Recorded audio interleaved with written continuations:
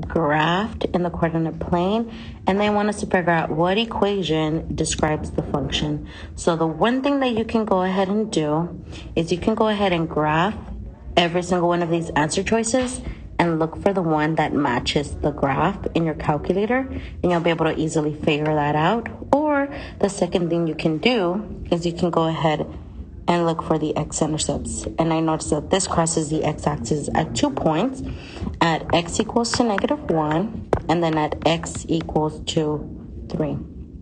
So those are my two x-intercepts. Now, in order for me to convert them to factors, because if you look at the answer choices, they're in factor form, you have to do the opposite of the sign. So the opposite of an x minus 1 is going to be an x plus 1 in parentheses, and the opposite of an x equals to 3 is going to be an x minus 3, because the opposite of a positive 3 will be a minus 3.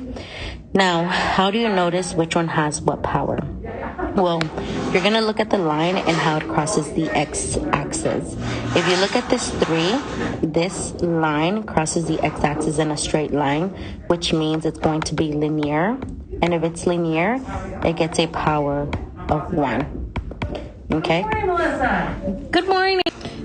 Okay, so that means that that's going to be a power of 1.